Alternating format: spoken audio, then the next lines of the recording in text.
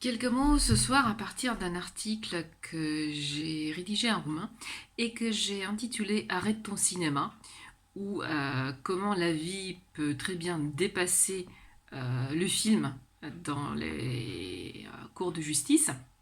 Alors dans cet article, je me suis interrogée sur les relations qui existent entre le jeu, décliné en tant que pièce de théâtre ou encore en tant que film, qu'il soit film artistique ou série, donc dans le domaine du cinéma, de la cinématographie, et le droit, la justice et les lois.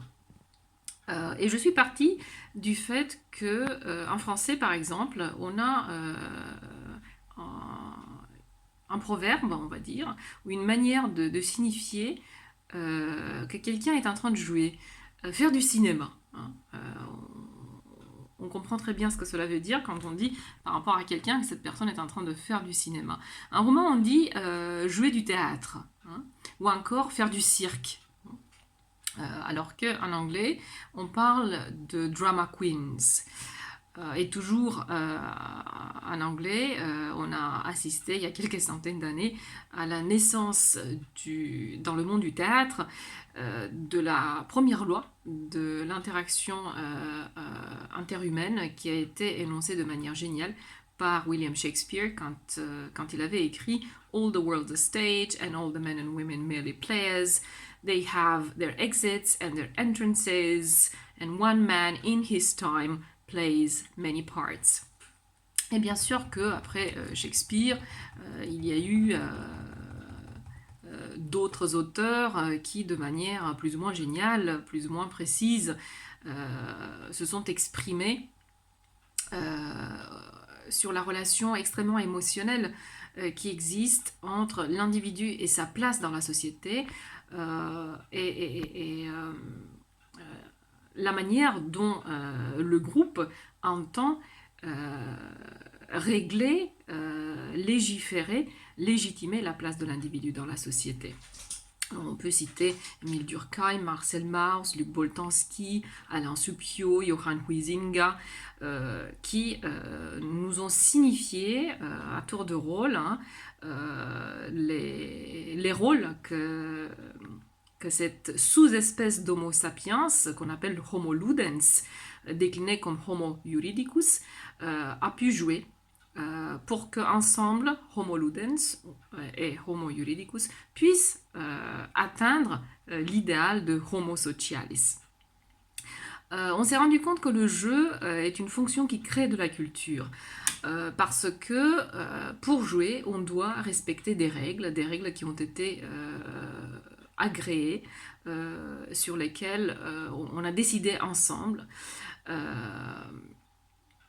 et que c'est uniquement en respectant ces règles qu'on puisse arriver à atteindre cet être ensemble, hein, qui est tellement ineffable, qui est tellement transcendant, et qui se construit dans le concret de notre quotidien. La transcendance signifie aussi une montée sur la scène du droit d'un point de vue étymologique. C'est une échelle vers les cieux, on peut dire, qui est faite à travers et à partir des lois. Si on regarde par exemple le verbe latin scando, qui veut dire scander, réciter, déclamer, chanter, si on regarde bien son étymologie, on voit qu'il y a une possibilité qui provienne d'une racine proto-indo-européenne, skend, qui veut dire, et notre surprise fut grande, qui veut dire monter, sauter, mettre en ordre, équilibrer avec justesse, mettre en balance, et donc finalement à la fin de cette petite énumération on se rend compte que cela revient à dire à rendre justice. Donc on voit que le mot est la voie royale vers la justice humaine, vers la justice divine également. C'est un mot qui donne vie, c'est un mot qui est commencement de monde, qui est fin de monde également, qu'on le retrouve dans la Genèse, les premières lignes de la Torah ou de l'Ancien Testament, Bereshit bara Elohim et hashamayim ve'et haaretz. Au début, Dieu a fait les cieux et la terre.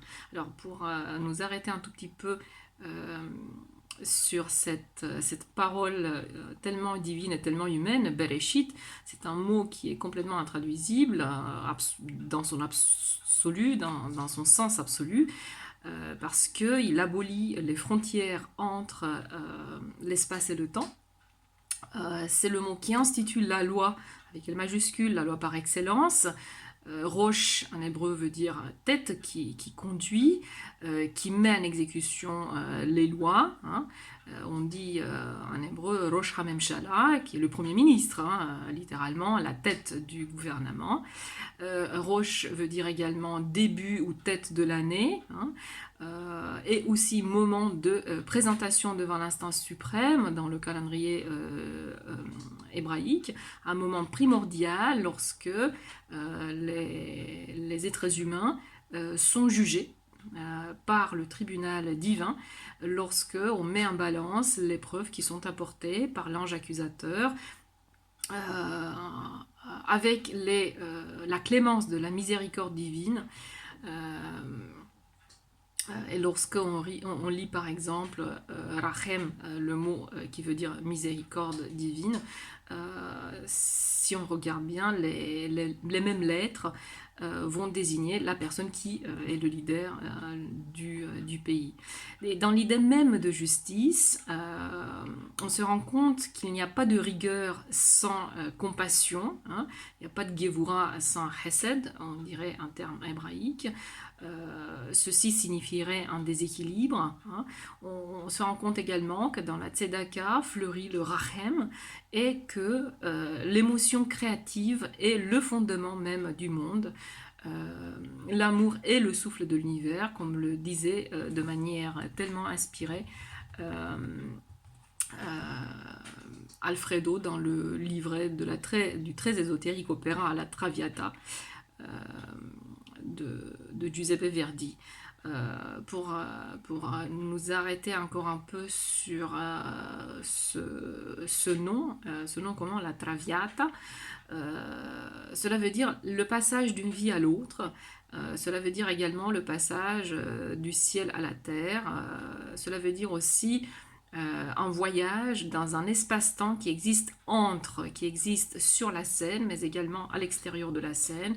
C'est un moment de jugement où Violetta, celle qui viole les lois des hommes, est doublement condamnée par le tribunal de la morale, mais également par le juge suprême. Donc elle va mourir pour les gens, à cause des gens, mais aussi afin de rétablir l'ordre universel. Par le fait qu'elle renonce à ce trop-plein d'émotions qui la caractérisait. Et on voit que de manière fondamentale, le monde est dans une perpétuelle recherche d'équilibre.